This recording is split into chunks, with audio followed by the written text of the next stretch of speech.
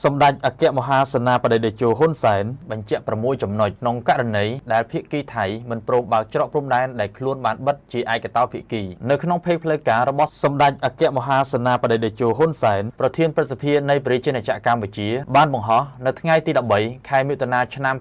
2025ដែលមានខ្លឹមសារថាយប់មិញខ្ញុំបានចេញសារមួយហើយព្រឹកនេះខ្ញុំនិយាយក្នុងនាមប្រធានបកកណ្ដាលអំណាចទៅកាន់រាជរដ្ឋាភិបាលបន្ថែមទៀតក្នុងករណីភាគីថៃមិនព្រមបើកច្រកព្រំដែនដែលខ្លួនបានបិទជាឯកតោភាគីកម្ពុជាត្រូវធ្វើ 1. ការប្រកាសបិទឈប់ទិញទំនិញថៃមកប្រើប្រាស់ក្នុងទីផ្សារកម្ពុជាគឺមានន័យថាឈប់ប្រើទំនិញថៃជំនួសដោយការប្រើប្រាស់ទំនិញក្នុងស្រុកនិងទំនិញមកពីប្រទេសផ្សេងៗក្រៅពីប្រទេសថៃ 2. ត្រៀមទិញទំនិញដែលភាគច្រើនជាកសិផលរបស់ប្រជាជនដែលធ្លាប់លក់ទៅឲ្យថៃដោយខិតខំរកទីផ្សារជូនប្រជាជនទាំងក្នុងស្រុកនិងក្រៅស្រុក 3. បង្វែរអ្នកជំងឺដែលធ្លាប់ទៅព្យាបាលនៅប្រទេសថៃមករកមន្ទីរពេទ្យក្នុងស្រុកឬទៅក្រៅប្រទេសផ្សេងវិញ 4. ត្រៀមទទួលយកនិងដោះស្រាយការងារជូនពលករដែលនឹងវិលត្រឡប់មកពីប្រទេសថៃកម្ពុជាកំពុងខ្វះកម្លាំងពលកម្មទាំងក្នុងវិស័យឧស្សាហកម្មទាំងក្នុងវិស័យកសិកម្ម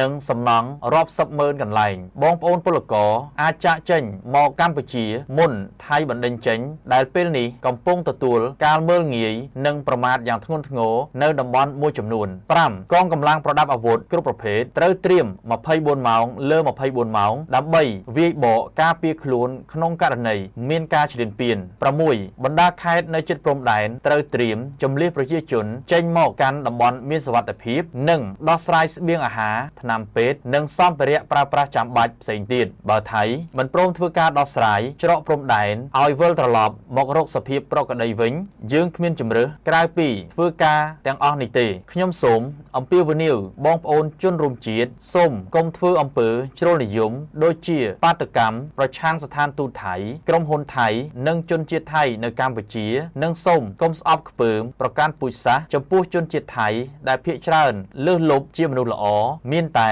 ក្រុមជ្រុលនិយមនិងយោធាមួយចំនួនប៉ុណ្ណោះដែលបង្ករឿងជាមួយកម្ពុជាព្រោះជាទម្លាប់រដ្ឋាភិបាលថៃមិនអាចគ្រប់គ្រងកងទ័ពបានដូចជាប្រទេសកម្ពុជាយើងនោះទេ